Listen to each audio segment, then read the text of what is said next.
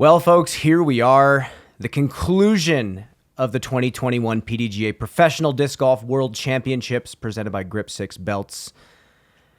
Nate, we have been in Ogden, Utah for quite some time, and it's finally coming to a close. The fifth and final round after the four-round cut is here. We have the front nine coverage, and we have a chase card of players that all have a shot at taking the title. That's right, Brian. Nathan Sexton, 2 strokes back. Chris Dickerson, our United States champion, is only 3 strokes back. 2-time champion Ricky Wysocki, only 5 back, as well as Mason Ford. Huge congratulations to all of these players for making the chase card at this final round here at Worlds. And we move back to the fort. Some of these players, having played the Utah Open, have been practicing and playing this course for so long. It is unforgiving, it is punishing, and even when you think you're playing phenomenal, it might not go your way. We will see what happens. Let's jump into it right now. Here we are, folks, the final round of the 2021 PDGA Professional Disc Golf World Championships presented by Grip 6 Belts. This commentary duo of Brian Earhart and Nate Perkins is brought to you by Bria Disc Golf. Nate, it's been an absolute pleasure to commentate with you this week. We are back at the fort, and we have a chase card of players that are all eyeing down this title. Second place does not cut it. I've been saying it all week. I have a strong feeling that we are going to get a chase card champion here on Gatekeeper Media Coverage because the fort is the great equalizer. We've said it before, but it doesn't matter how good you are at disc golf. The fort is a challenge for everybody here. If you are not scrambling, if you're not hitting long circle 2 putts out here, you are going to struggle. Flight Factory drone flyover hitting you with hole 1. Make sure to check them out at flightfactorydisc.com. We have described this hole all week, Nate. It is simple, but you just have to miss this OB in the middle, and there's OB long. Stick it in the sand and get your birdie to start. What's Sexton actually speeding things up with his Firebird?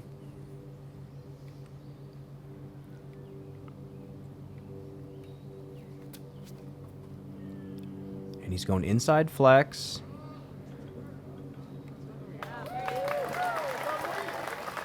Not fully optimal. He's going to be long look from the basket.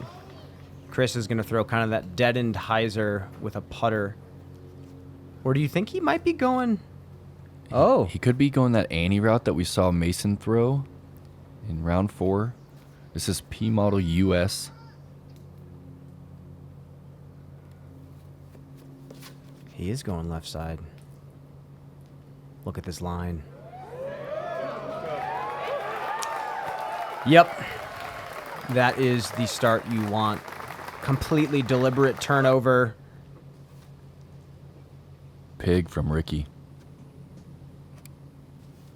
Ricky's 5 back of the lead. We've seen him come back from this deficit before.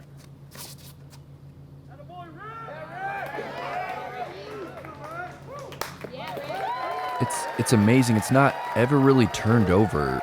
It's flat at the top of its flight and just drifting to the left. That's that, the positive of being able to flick such a slow disc. No matter how overstable it is, the fact that it's slow will make sure you can get flights like that. And here's Mason. He threw the most beautiful drive on this hole when we watched him last. Inside. Get down. Yes. That backside is pretty open, actually. He has a bunch of framed up looks from there.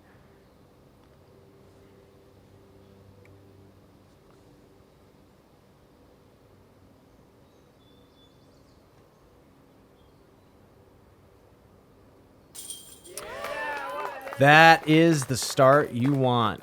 Nate, even though he did flex into that canopy on the left side, he was able to sneak through to a 35-footer, and he started off with a great putt, keeping up with the card. Just showed so much pace control on that one, even hitting high left, but it was just soft enough and nose down enough to catch. Ricky capitalizing as well.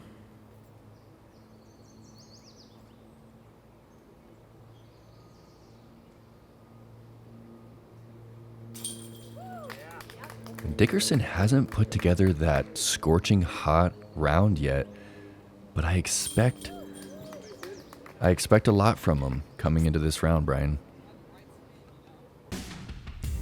Hole number 2, Nate, we've said it before, it is a touchy hole. We've seen even the best players skip out of bounds deep trying to go for this shot. You need to have it coming down as you get into the green. This is a rat from Sexton. Interesting. A disc that's not as commonly used by Innova players.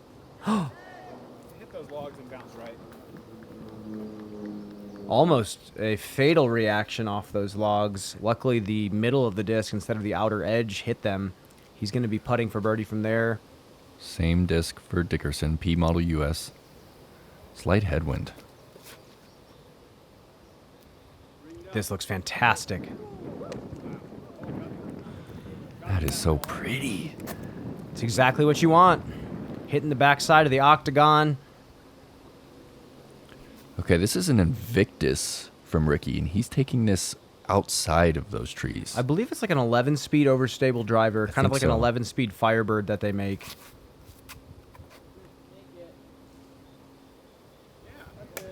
Sneaks through the left side. He's putting as well.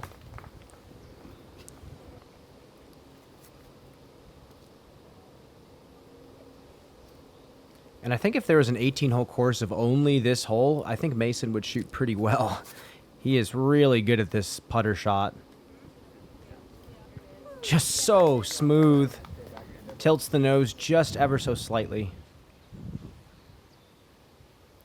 This is the most exposed putt at the fort. No. Spin putt from Ricky. Yeah, he changed. It seemed like he changed it up last minute. Like he was going to go with his normal nose down and just tried to stab it. The wind is coming from that direction, so he was trying to beat the headwind. He used to actually be a spin putter when he was younger. Nate has a little bit of a tricky wind. He's got a tailwind right to left from circle's edge. Too much hyzer, and he's sailing over the basket.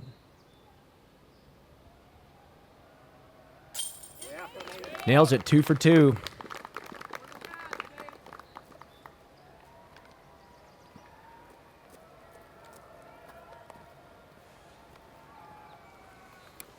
Nate's performance thus far has been inspirational, Brian. I mean, I know I've looked up to him for many years, being both a commentator and a player myself, but he's just doing it, and he's doing it better. He's at the top of the game in both aspects.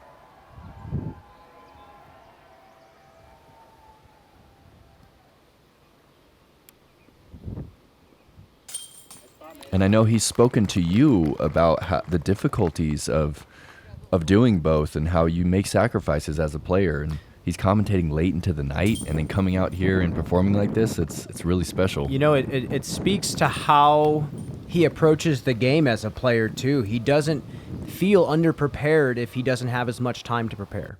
I still remember the first R Pro dart I ever got. I took it to the course and immediately I knew that it was a disc that was going to make my bag.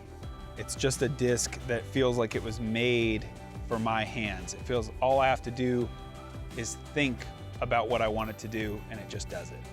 And that's why I usually carry at least 2 or 3 of them in all the tournaments I play.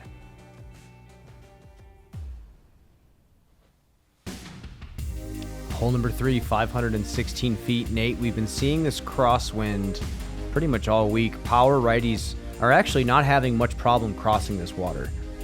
No, and that crosswind actually helps it. You can hang it high and wide and trust that that wind is going to get under the wing and bring it back across the river. You do have to make a decision if you want to try and flatten this one out and go for the 2, or just play this one safe. This one definitely playing over par for the week.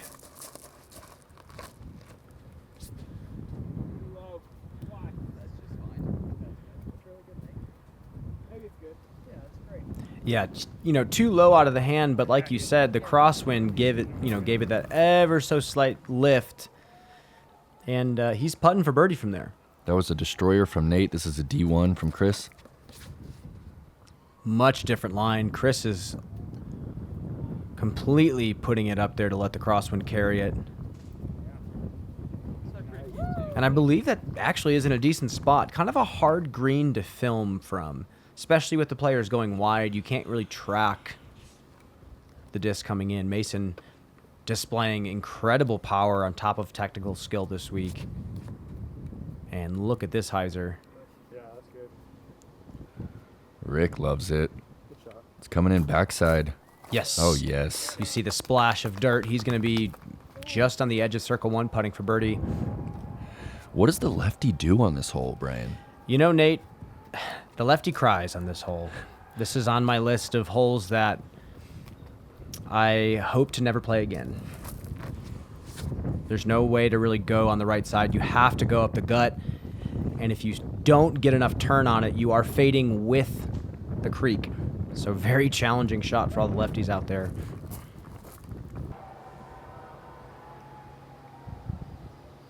He's been effective with this dart this week. This decade. This lifetime. Just misses. He's going to take a par. Here is Ricky from about 40. He's got to get this range going, especially on this course.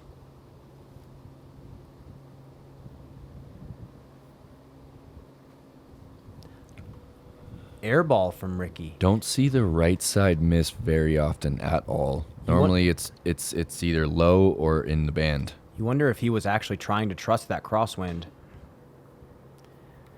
Mason low off the basket. And sometimes you miss a putt like he did on 2 and it can damage your confidence going into the next circle 2 look.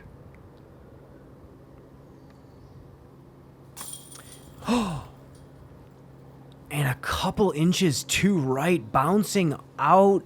Oh, Dickerson but it had was- an opportunity to go 3 for 3 to start this final round. And it was so soft. It looked so soft. Those tend to catch for him 9 times out of 10. And they have work to do. There are a lot of birdies they're going to have to get out here if they want to catch the leader, Paul Macbeth. It's going to be a handful of pars on this card. And we get deep into the woods after this.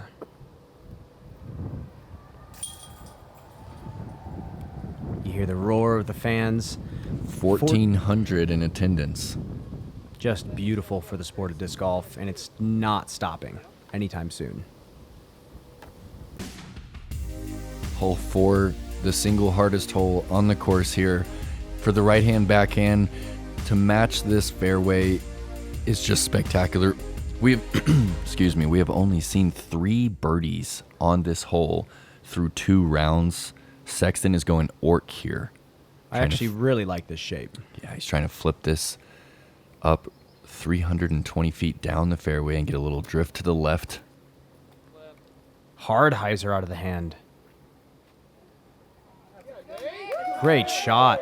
Gets the late turn. If you have that shot, that to me is the shape of the fairway. But a lot of times, and I mentioned on hole 1, thinking Chris was going for it, this deadening hyzer where it initially moves left, but doesn't continue, the last fourth of the flight. It keeps pushing forward at the end. Yeah, this is an M3 from Chris, and this is a pretty conservative line, but he can still get a driver around the corner from there. Yeah, and on this mid-range shot, he throws this with such slight hyzer. Chris being one of the better mid-range throwers in the game right now, it's kind of how he makes his money out in the southeast in the woods. But he just stays super balanced. Doesn't get that full extension. It's all about generating good spin on the disc. And especially in this hole, throwing it soft means softer kicks if you do happen to hit a tree. So Chris is still going to be in an okay position. Definitely not for birdie, but he is going to be there for a par look, at least to the corner. And something that Chris once said that really stuck with me was that he attests him being a good disc golfer to his footwork. And being a college kicker, that makes a lot of sense.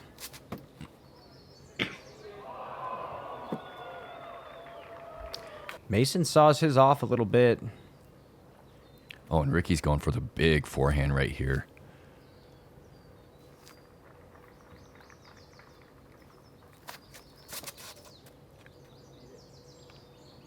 Too much Anheuser out of the hand. It's more like the shot that Sexton threw. You kind of release it with Heiser because you have to push it forward first. There's no room to hang it out to the right for a flex shot. Definitely misfire. It's tighter for that flex shot, but I think it's the ultimate line to actually match that late and get back to the right. Yeah, such a just devilish fairway to have to maneuver. Ricky trying to get around the corner.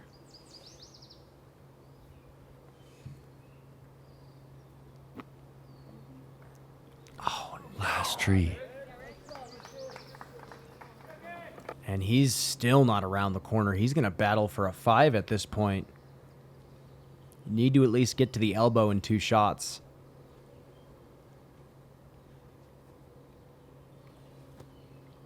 Fadeaway backhand for Chris. And that's prime positioning for Dickerson. A 4 on this hole is taking strokes on the field.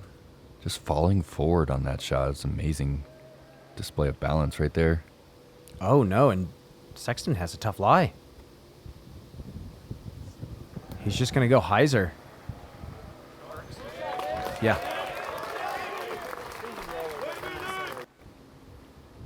Yeah, not bad. He's going to be able to throw, I believe, either a forehand or backhand from there. Little ultimate flick there from Mason. Yeah, I like the way that Mason just kisses that one on angle. Ultimate style, huh? Just kind of from the straddle, just popping the wrist. Oh, no. Ricky.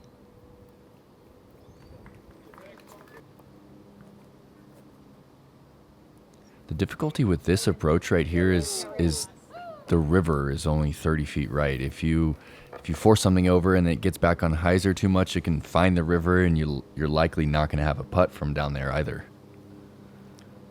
And just a smooth backhand from Mason, and he is going to be right there. And this is big for Chris. Just need to maintain on this hole. Soft putter. Wow, is that his third? His second shot where he fell forward got all the way around the corner. Yeah, he got a huge skip on that second shot, and he's got to tap in 4 now. Dart for Sexton. He has to go to a patent pending stance. This is a little touchy.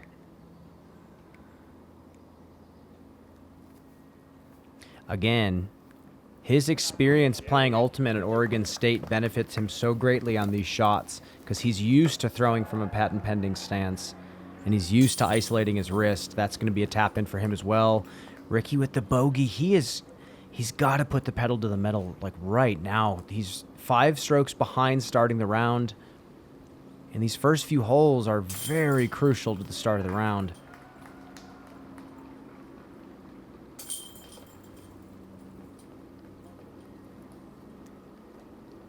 Sexton gets the par. Chris also pars. On track going into number 5. Women are being featured in the magazine. The women are out there, the pro women, so then it kind of motivates a lot of us amateurs to like go out there and not be afraid. I would love to see more tournaments like this in the future for women's disc golf. I want to see more women filling spots in a tournament than men. That'd be something to brag about. Disc golf's legit, and we're here to stay, and we're gonna make names for ourselves. Say yes to disc golf! Hole number 5, 540 feet. One of the most technical and frustrating par 4s that we see on tour. Super small landing zone. All sorts of skinny trees leading up to the basket. Again, I've said this before, you're likely going to have to throw some sort of trick shot unless you honestly get a little bit lucky. Sidewinder from Nate. I like this play. Softer Heiser. Clip something early, but he's got a straight look at least going into the fairway, going to the basket, so he'll at least be able to play for a 4. But Dickerson is looking to take a stroke here and pull ahead of Nate. This is Flippy or M3. Gonna throw this straight and just late turn. And he kind of stays farther back as well. You got to be another 50 feet forward if you want to look at birdie. The angle is just so tight and specific and sharp.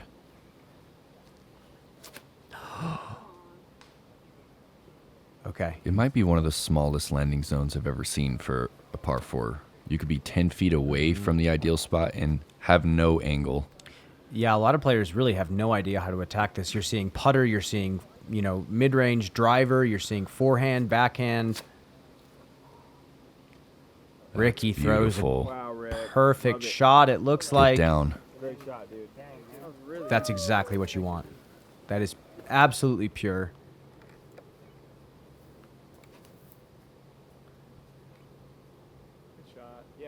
Mason puts one around the corner. That's going to be an up and down look for a par.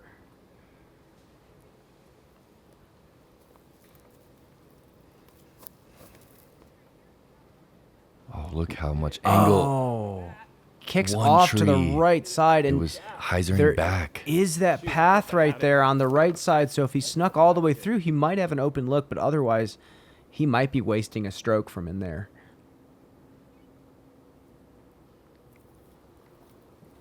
Dickerson knows he just wants par at this point.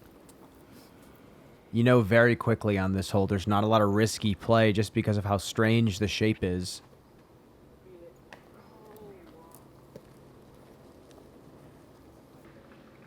And finally at Ricky's drive, and look where, look at the shot that he has to throw now. Yeah, too much of an angle to go forehand here. It's almost a 5-foot gap he has to hit on Anheuser. Over the log. Oh, and just kisses the log. He's going to have 45.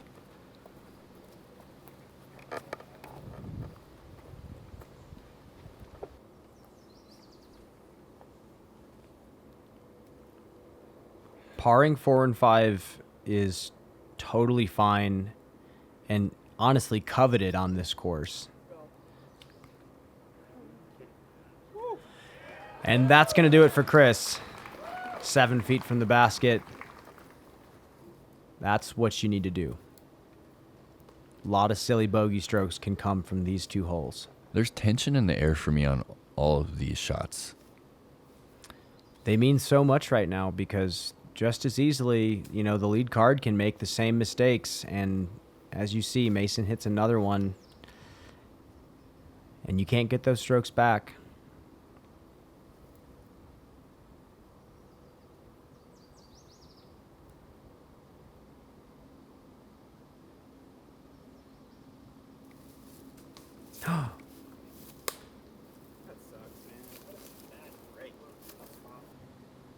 I agree. That was a pretty gnarly kick off that skinny tree.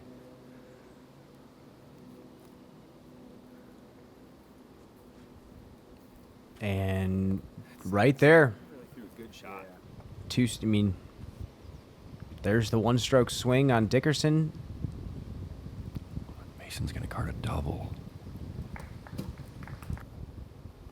It's such a short hole, and it just has been giving players trouble all week. Wow, Ricky going with the spin there. he gets Maybe the had birdie low on it. ceiling. He's been kind of opting for this. Look at this little spin release. I love it. It looks great. Straight to the hip, hinges the wrist from in to out rather than down to up like his traditional push putt. I don't actually know why he opted for that, but I'm guessing the ceiling right there, but that is just amazing to be able to audible in the moment like that, change your putt. You said it, completely hinging from that left hip. And Nate is going to lose a stroke to Dickerson, who's going to take a par here. One mistake.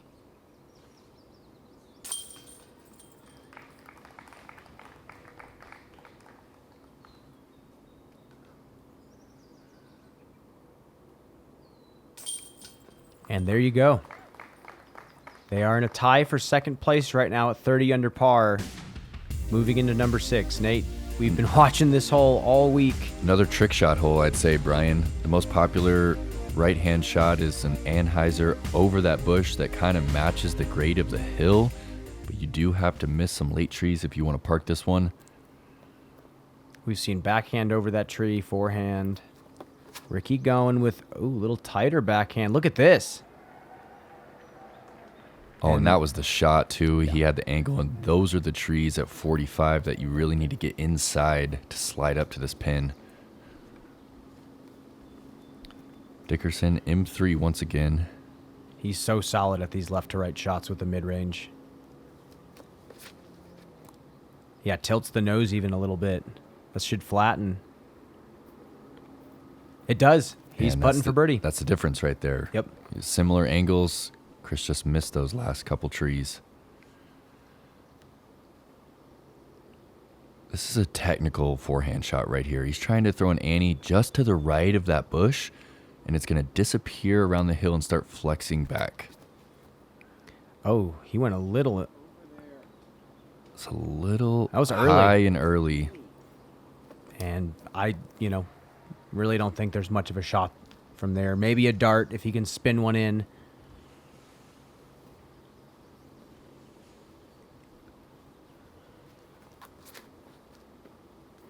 Clean snap from Mason.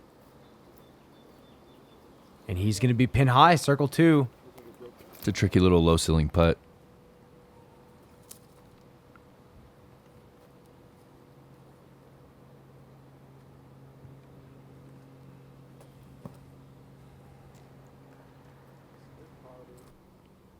Oh, yeah, Sexton is at a comfortable range to throw this dart.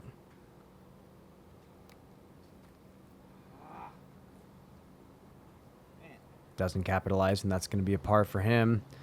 Mason, dang, unfortunate lie, to be honest with you. But he still might have a look. Oh, he does! What Weak a putt. side stick.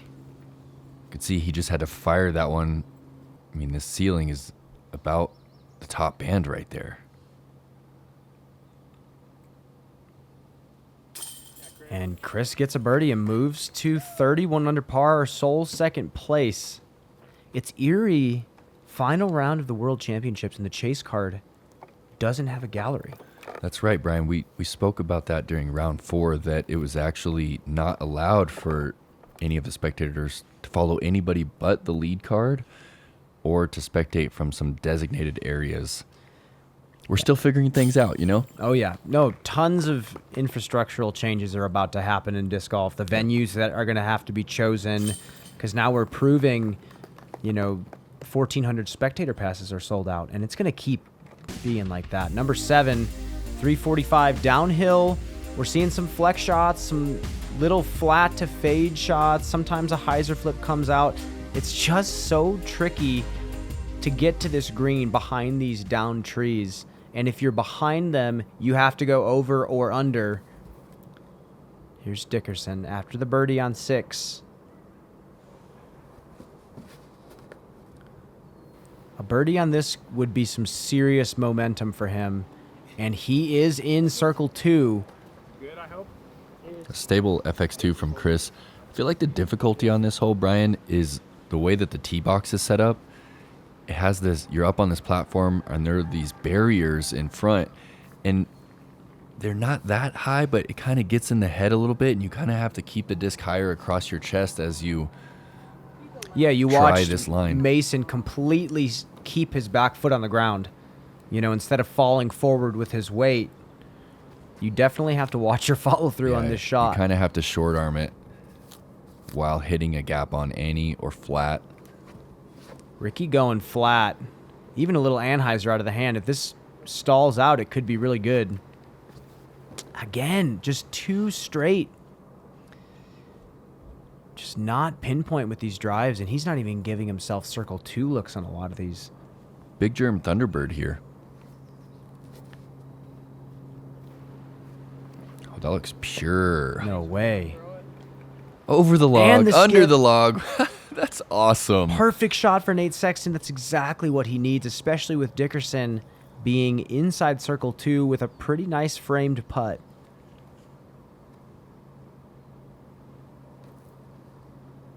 Speed control required here with the river. Only 15 long of this pin. There is sand, though, on these greens, so you don't expect your disc to skip too much. Another trick putt from Ricky, kind of a spin Anheuser. It's going to be a par look for him. And Mason really shorted this second shot. You heard him talk to himself about it. And unfortunately, that's going to be another unforced error for him. Dickerson for a huge, huge birdie. I love how this one is framed up. That log makes for some interesting putts.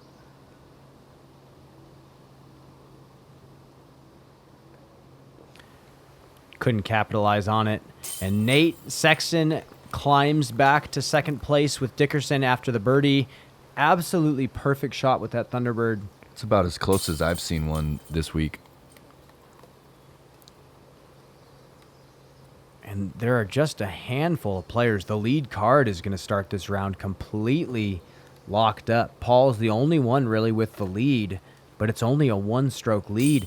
You know, Nate Sexton was only a few off the lead starting this round. So anybody has a chance out here. And you see Ricky, you know, and Mason really starting to struggle to start this round.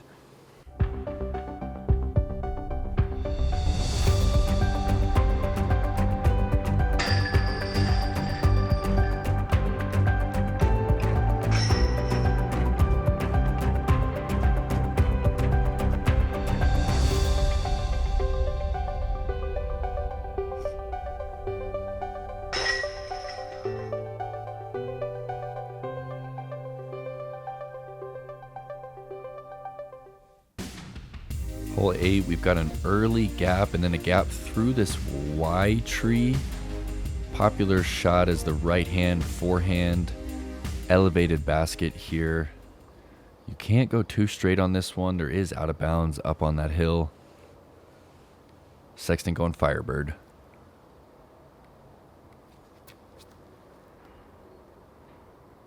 This looks really good. Over the fence. Just Putting high downhill. enough.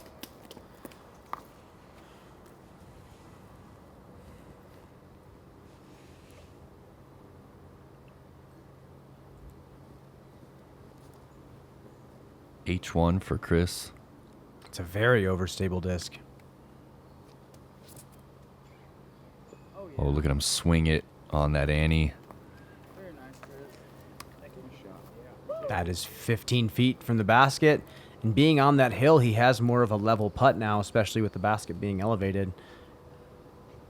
This shape kind of matches all of these players' desired forehand line.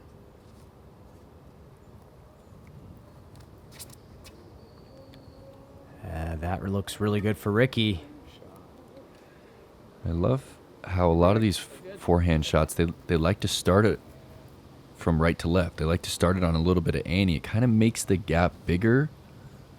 It makes the gap bigger and also makes the landing softer. If you're pushing momentum left, then it comes back right with a lot less. And Mason just clipped something early, and he's going to have to work to get this par. Long jump putt.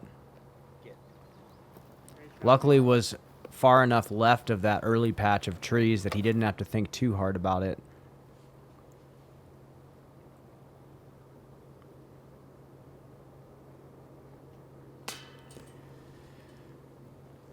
Oh boy. So before this round started, the tournament director told every player on hole 1 that the local club actually added an extra $40,000 to the purse. Wow. Making this tournament the highest paying tournament of all time. Yep. Yeah, and the highest FPO payout for first place, highest MPO payout for first place, minus the Pro Tour finale, which obviously was not a sanctioned event. For a sanctioned event, this is monumental for the sport of disc golf, and also showing that you can sell the sport to people, and people love it enough to where they will pay for these experiences. Chris Dickerson tapping in, so to speak, a birdie from 15, 20 feet.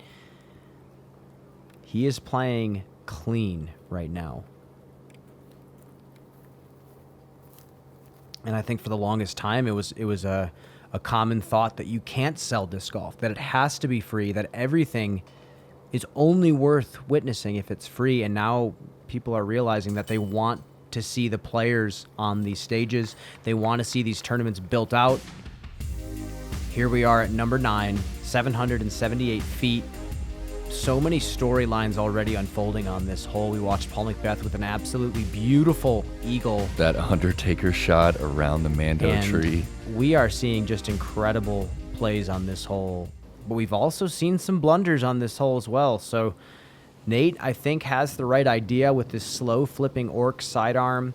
Doesn't want it to go left, so it's going to have that subtle finish to the right side of the fairway. He only needs about 380 to 400 on this shot and finishing slightly right. Oh boy, keep coming.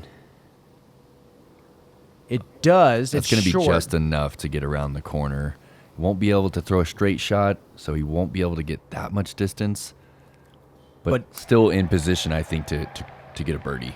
It could be a flex sidearm from him as well. We don't know how far he is.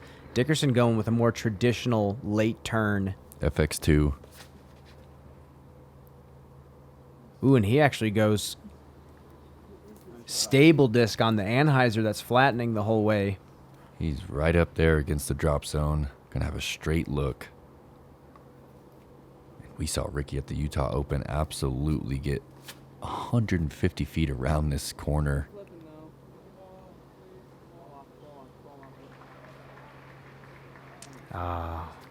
And he leaks left. That is not where you want to be. He's going to have to waste a throw to just get around the corner. I still think he can save birdie from there because of how far up he is, but it's not going to be easy. Wraith from Mason. Ooh, Heiser out of the hand. Look how flippy this thing is. Wow. That might have been too far, Brian. Let's Here actually we go. jump back to this shot. Mason is throwing, again, we're at 4,500 feet of elevation, and he's throwing a Wraith on Heiser on a hole that you need to finish right on. But I have just been loving his technique more and more. The fact that he's been on these cards, he uncoils around the disc. There's a lot of Simon Lizotte in that upper body uncoiling. They both create that extension fully with their hips and their legs. Mason has quickly become one of my favorite backhand throwers. The big thing I noticed there, Brian, is that the hips don't start rotating until the disc is right at the moment the disc is leaving his hand. Exactly. If you start rotating those hips before, that's when your timing gets off and you lose the momentum that you build up. And a lot of spin, and that's why he's able to shape the shots that he does. And that's what I was expecting Nate to do, kind of an aggressive flex sidearm. Yeah, sidewinder shot right there. Not sure where that ended up, but here is Dickerson about to blast one down this tunnel. He has nothing to lose here. He just needs to put it in play and advance the fairway. I don't think Eagle is in his mind right now. Right, he's probably trying to play to the left side. That is way too right. Heiser. And he sneaks through that right side. That could have been awful for Chris, but he now has an ability to... Yeah, he's going to have a pitch up from there, Yeah. honestly. He got far enough left. And that's honestly all Ricky can do at this point. He has to make that Mando, and now he does have that flick through the left side. He still can get birdie from there. We watched Paul Macbeth get up and down from even farther back.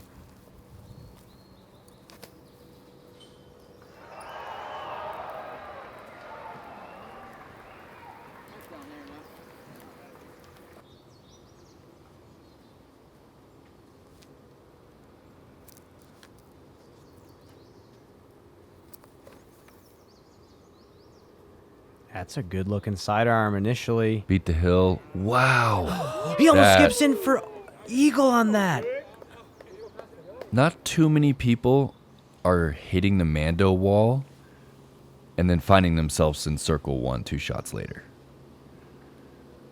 Very controlled roller and then an incredible forehand around the corner. You can't really see the gap either. It's just blind. You have to trust. It's so much depth perception. And he's just out there. Sexton is going to just be happy to get out.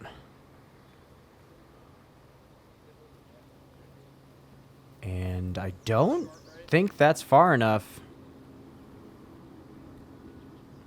This is a approach to the green for a birdie putt.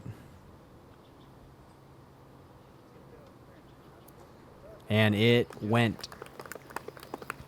Another 15-footer for Dickerson for birdie. This is exactly what he needs to be doing. Oh, Nate has nothing. Just a wall, has to pitch it around. That is too bad.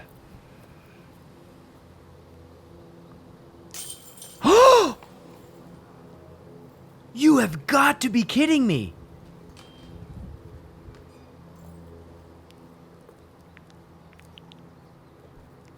Maybe a little high, but I am in absolute disbelief. So unfortunate. I don't even think I can use too high as an excuse on that one. That was a 20-footer. But you also can't say the baskets are awful either. It's just one of those 1 in 100 putts. Yep. Yeah, 1 in 100 is a good number, I would say as well. It's tragic. A lot of times he comes in nose down. That time it seemed like maybe he was a little nose up into the Nonetheless, chains. Awful break for Ricky, especially when he had such a great scramble on that hole. What a front nine we have had. The story right now is Chris Dickerson. He is playing exactly how he needs to play. 5 down through the front nine, bogey free, and he looks completely under control. I am thrilled to be commentating this event, and we will catch you on the back nine. Look at this leaderboard. So many players in contention to win. Chris is knotted up with Macbeth at the top. Thank you so much for tuning in with us, folks. Make sure to subscribe to Gatekeeper Media on YouTube. We will catch you for the back nine of this final round.